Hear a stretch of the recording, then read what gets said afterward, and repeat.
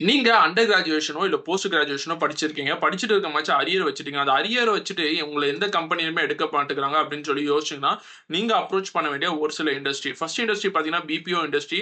இந்த பிபிஓ இண்டஸ்ட்ரியில உங்களுக்கு நல்ல ரிட்டன் கம்யூனிகேஷன், நல்ல வெர்பல் கம்யூனிகேஷன், அதுக்கப்புறம் இமெயில் எட்டிகேட்ஸ் இது தெரிஞ்சாவே உங்கள ஹையர் பண்ணிப்பாங்க. 2வது இண்டஸ்ட்ரி என்னன்னு சொல்லி பார்த்தீங்கன்னா, ரீட்டெயில் இண்டஸ்ட்ரி. வர கஸ்டமரை எப்படி அட்டெண்ட் பண்றது, கஸ்டமரை எப்படி அதிகமா பொருள் வாங்க வைக்கிறது அப்படின்னு சொல்ற ஸ்கில் உங்களுக்கு இருந்தாவே உங்கள ஹையர் பண்ணியிருப்பாங்க. 3வது இண்டஸ்ட்ரி என்னன்னு சொல்லி பார்த்தீங்கன்னா, கன்சல்டன்சி அப்படின்னு சொல்லுவாங்க. அதாவது இந்த கன்சல்டன்சினா பெரிய கன்சல்டன்சி போனீங்கன்னா எடுக்க மாட்டாங்க.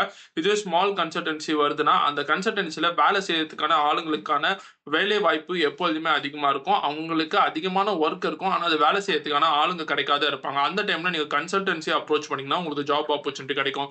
4வது விஷயம் பார்த்தீங்கன்னா, இப்ப ரீசென்ட்டா சோசியல் மீடியா அண்ட் கன்டென்ட் கிரியேட்டருக்கு அதிகமான வாய்ப்புகள் வந்துட்டு இருக்கு. அந்த இண்டஸ்ட்ரி நீங்க ட்ரை பண்ணி பார்க்கலாம். அடுத்து பார்த்தீங்கன்னா, ஃபினான்ஷியல் சர்வீஸ் அண்ட் ஐடிஇஎஸ் அப்படின்னு சொல்லுவாங்க. அதாவது பெரிய ஃபினான்ஷியல் சர்வீஸ்லாம் போகாது. மிட் சைஸ் ஃபினான்ஷியல் சர்வீஸ்ல அவங்க வச்சிருக்க பிரான்ச்ல போயிட்டு நீங்க ஜாப் ஆப்பர்ச்சுனிட்டி கேட்டீங்கன்னா, கண்டிப்பா உங்களுக்கு தருவாங்க. இந்த இண்டஸ்ட்ரியில நீங்க கண்டிப்பா ட்ரை பண்ணி பார்க்கலாம். நீங்க அரியர் வச்சுட்டு இருந்தீங்கன்னா, அந்த பேசிக்கான இன்ஃபர்மேஷன் எல்லாத்தையும் தெரிஞ்சு வச்சுக்கோங்க. யாருக்கு யூஸ்ஃபுல்லா இருக்கும்னு அவங்க ஷேர் பண்ணுங்க. தேங்க்ஸ் ஃபார் வாட்சிங்.